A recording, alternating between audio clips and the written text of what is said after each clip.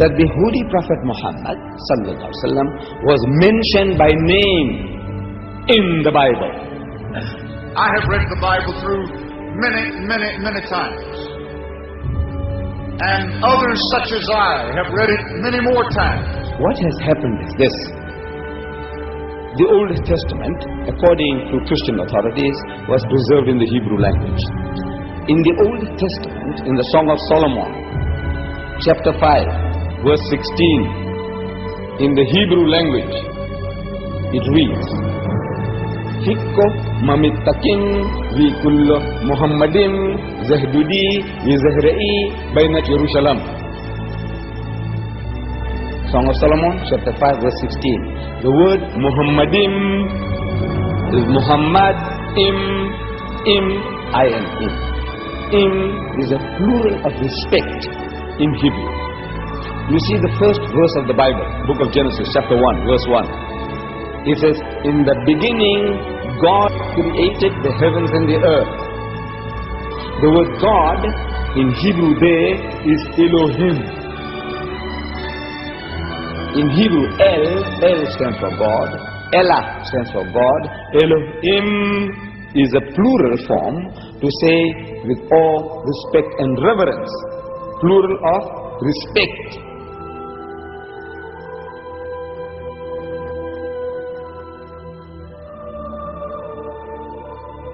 The word is there in the Hebrew language. In the original, what they call original, it's there. But they have translated that in English as altogether lovely. So this beloved of mine is altogether lovely, says Solomon. You can't associate with the word Muhammad. You read it 1,000 times, altogether lovely, altogether lovely. Or let's say in another language, the praised one, the praised one. Muhammad means the praised one. But he said the praised one, the praised one. You can't think that he's talking about Muhammad, though Muhammad means the praised one. You have no right to translate names of people.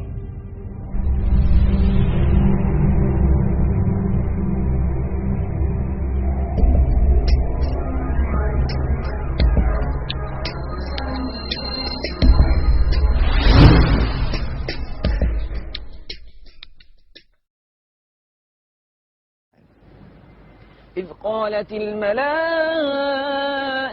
يا مريم إن الله يبشرك بكلمة منه اسمه المسيح عيسى بن مريم. The story of Jesus' birth is narrated in vivid detail in the Quran. As in the Bible, an angel tells Mary she is pregnant despite being a virgin. But the story of what follows then changes completely. In the Bible, Mary's role is limited to the passive mother of Christ. The Quran gives accounts of her ancestry, her birth, her childhood in the Temple of Solomon, and as mother of Jesus. She's the only woman mentioned by name in the Quran.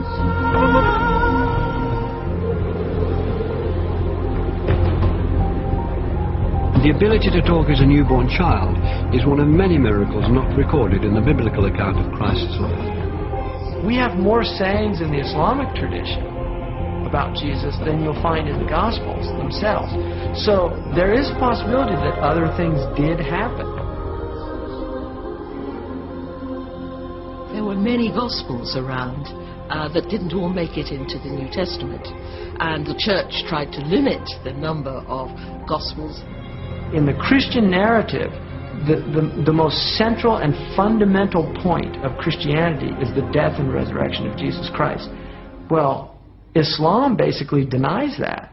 وقولهم إنا قتلنا المسيح عيسى بن مريم رسول الله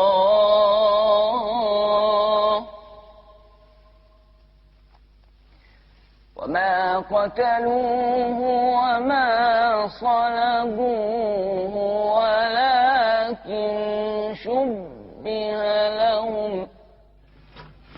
To find the story of Christ's crucifixion and resurrection being changed is too much for some Christians. J. Smith is an evangelical Christian who spent 25 years studying Islam.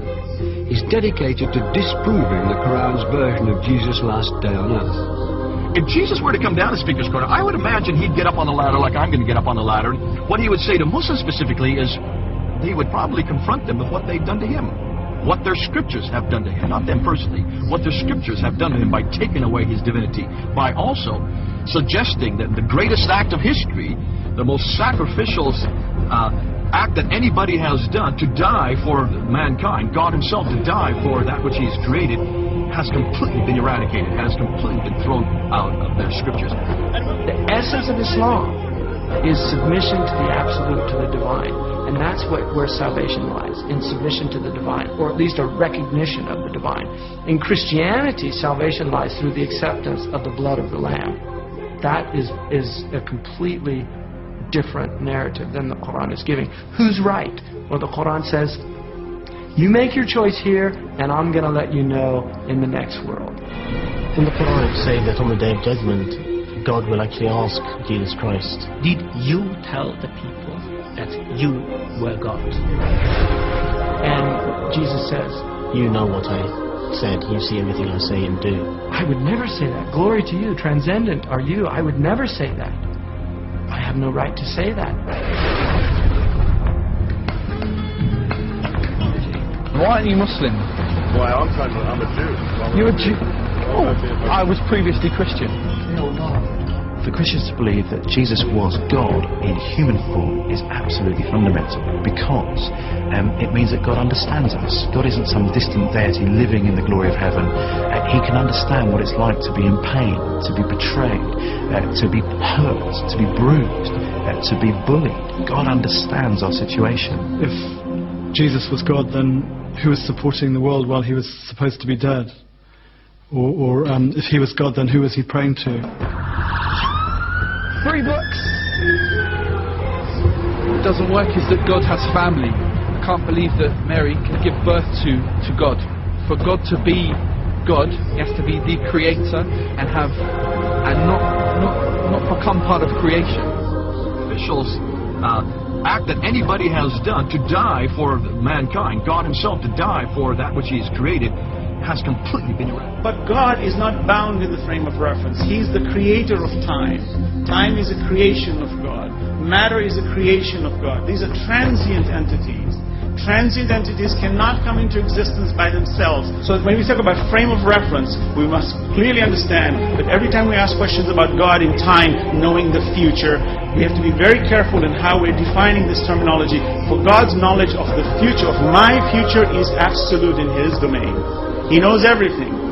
But He's not bound in the time where He is experimenting Himself, for He's not bound in space, time, or matter. Those are created entities which He has put into it. So for me to put Him into it would be also very wrong.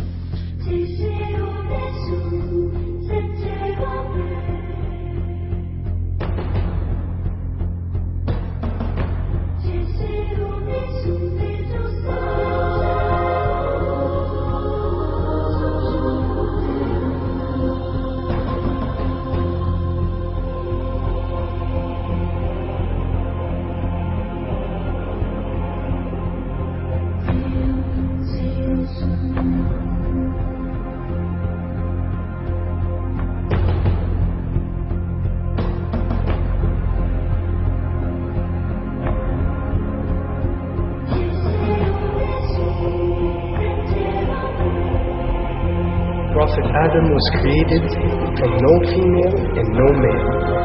Eve was created from one male and no female. Jesus was created from one female and no male. And all of us have been created from one male and one female. These are 4 examples for us to benefit from, to understand the divinity of our Creator.